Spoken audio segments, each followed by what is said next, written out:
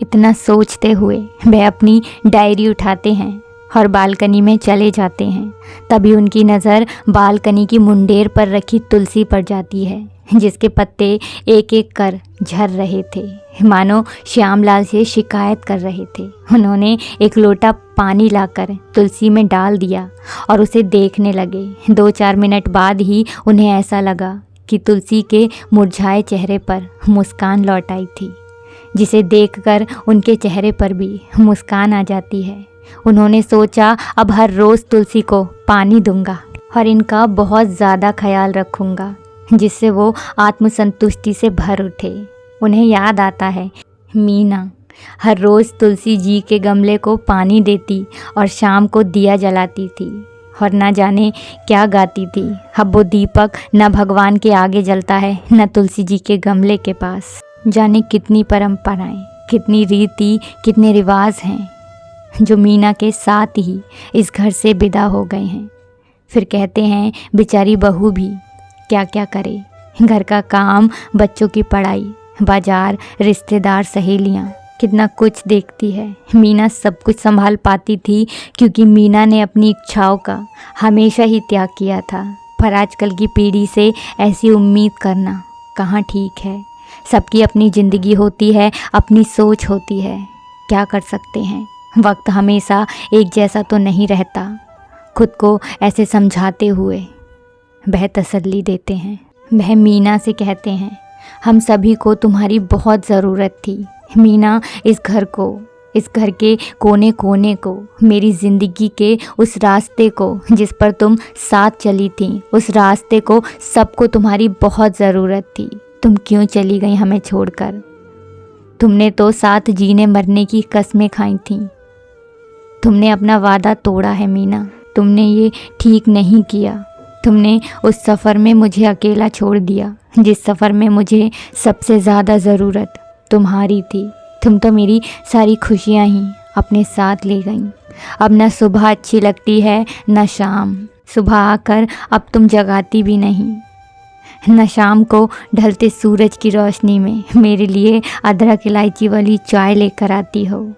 अब बताओ अपने नखरे किसे दिखाऊं मैं?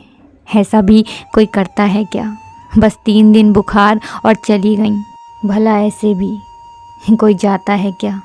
इतना कहते कहते उनकी आंख भर जाती है और आंसुओं की धारा बहने लगती है, जिसे पोंछने वाली अब इस दुनिया में नहीं थी।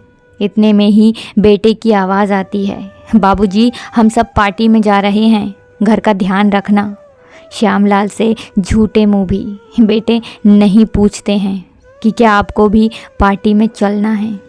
वह सोचते हैं अब उम्र भी तो बहुत हो गई है, हम बूढ़ों का पार्टी में भला क्या काम। इतना कहकर वह खुद को संतुष्ट करते हैं और अपने कमरे की तरफ जाने लगते हैं। इतने में ही सौर्य आवाज़ देता है, दादू हम जा रहे हैं। मुड़कर देखते हैं तो सभी लोग तैयार होते हैं और जल्दी जल्दी चले जाते हैं। उनको जाते देख वह सोचते हैं कि मैंने कितनी बार बेटे से कहा कि मुझे किसी डॉक्टर को दिखा दो। मेरी सांस बहुत फूलती है, बहुत जल्दी थक जाता हूँ, पैरों में भी कब से दर्द है। पर उन्होंने तो कह दिया था ये बुढ़ापा है और इसमें ऐसा हो ही जाता है। बेटे के पास अपने बीमार पिता के लिए ज़रा सा वक्त नहीं था और पार्टी में जाने के लिए उनके पास टाइम ही टाइम था।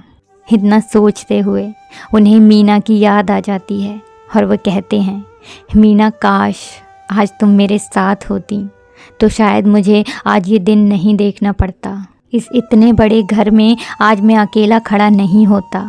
आज इस घर का कोना कोना मुझे तुम्हारी याद दिला रहा है। तुमने तो मेरी ज़िंदगी और मंदिर से हमारे घर को सूना ही कर दिया। तुम क्यों चली गई? फिर कमरे में जाते हैं और टीवी खोलकर बैठ जाते हैं। उस पर उन्हें पता चलता है आज वैलेंटाइंस डे है, प्यार का दिन। फिर सोचते हैं काश मीना आज मेरे साथ होती तो कितना अच्छा होता, ज़िंदगी का ये सफ़र कितना सुहाना लगता। और सोचते हैं मैं मीना को आई लव यू कहता। फिर वह अचानक उठते हैं और एक तेज़ी के साथ रोड पर चले जाते हैं और बहुत तेज़ तेज़ रोने लगते हैं।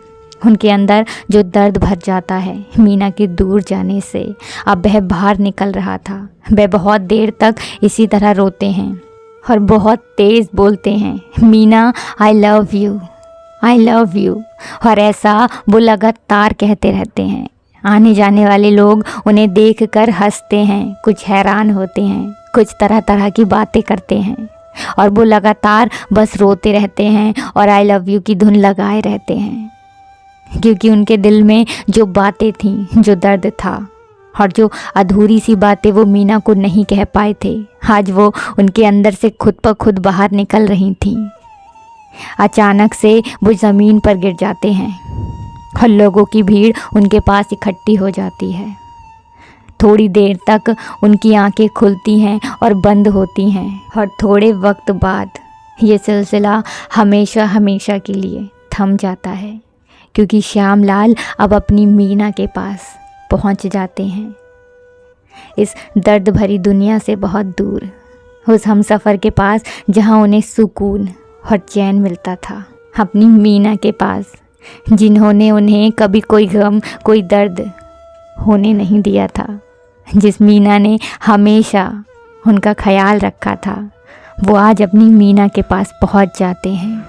इस कहानी से आज हमें ये सीख मिलती है कि अपनी पत्नी का हमेशा हर इंसान को सम्मान करना चाहिए, उसको भी वक्त देना चाहिए, क्योंकि ये ज़िंदगी कब कहाँ क्या मोड़ ले ले किसी को नहीं पता और ज़िंदगी के पल कितने बचे हैं हम नहीं जानते। तो अपनी ज़िंदगी के हर पल को हमेशा अच्छे से जीना चाहिए और अपनी पत्नी को हमेशा वक्त देना चाहिए, उनकी इच्छाओं का भी सम्मान करना चाहिए, क्योंकि एक पत्नी ही है जो आपको हर प्रकार से समझती है, हर तरह से आपका साथ देती है। सारे रिश्ते नाते सब साथ छोड़ देते हैं, पर पत्नी हमेशा अपना फ़र्ज़ निभाती है और अपने पति का साथ कभी नहीं छोड़ती है। तो ऐसी पत्नी को सम्मान दें, उसको वक्त दें, क्योंकि ज़िंदगी एक बार जाने के बाद दोबारा लौटती नहीं।